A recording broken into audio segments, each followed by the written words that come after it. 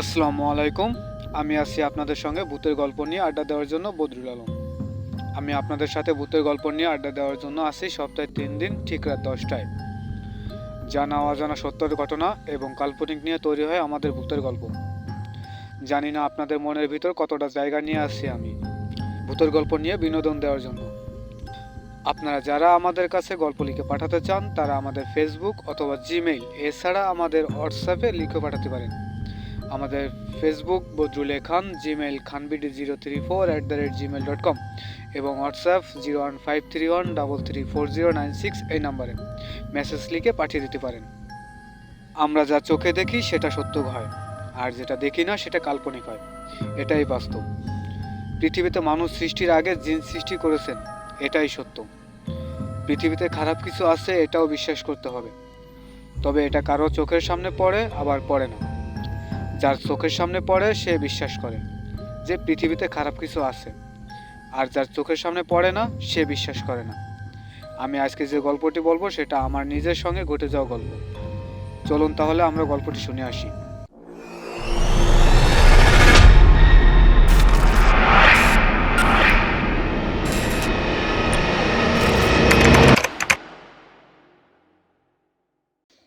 আমি ঠিকমতো নামাজ পড়ি না, আর পড়লেও শুক্রবারে নামাজ পড়ি। আমরা কয়েকটা বন্ধু ছিলাম যারা একসঙ্গে চলাফেরা করতাম।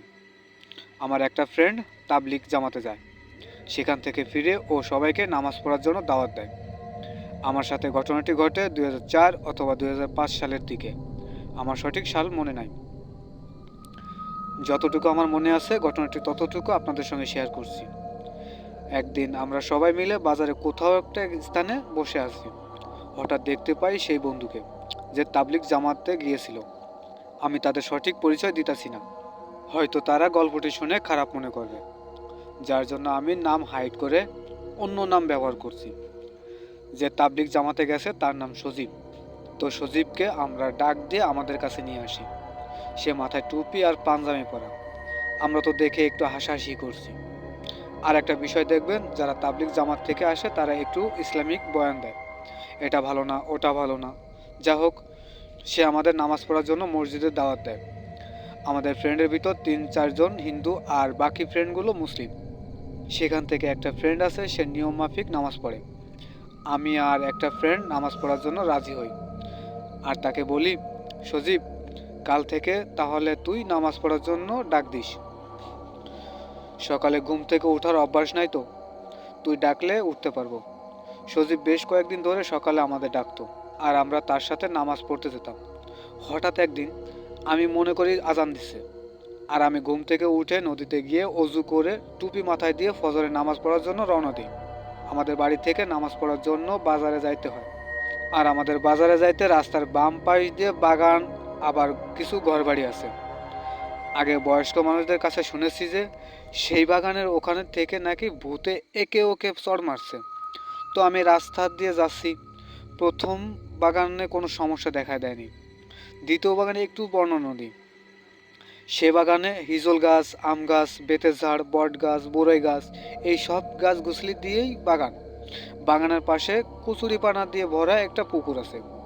আমি যখন দ্বিতীয় বাগানের কাছে যাব, তখন দেখি বাগানের ভিতর থেকে সাদা কাপড় পরা একটা মহিলা বের হচ্ছে। আমি একটু দাঁড়ালাম, হাতে লাইট আছে আমার।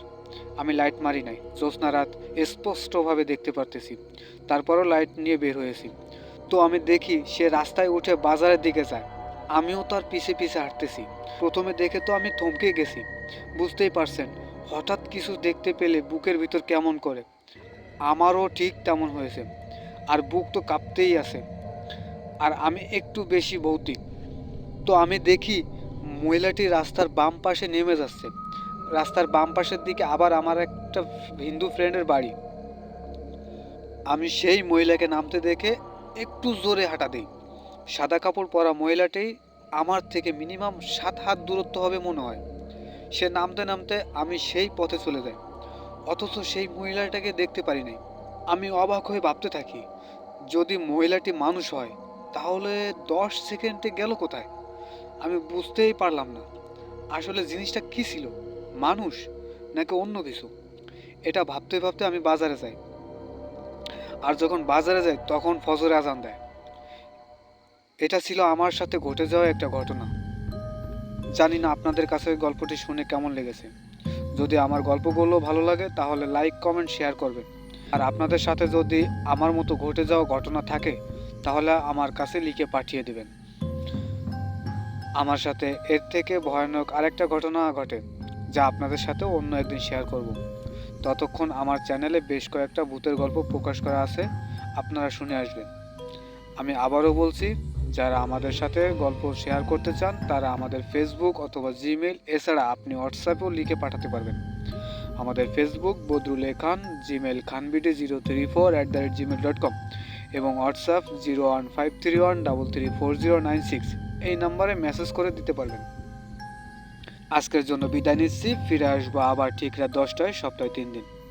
আমাদের চ্যানেলে নতুন নতুন ভিডিও দেখার জন্য সন্ধ্যা 7টা এবং ভূতের গল্প শোনার জন্য রাত 10টা পর্যন্ত অপেক্ষা করবেন। আপনারা সবাই ভালো থাকবেন, সুস্থ থাকবেন, খোদা হাফেজ।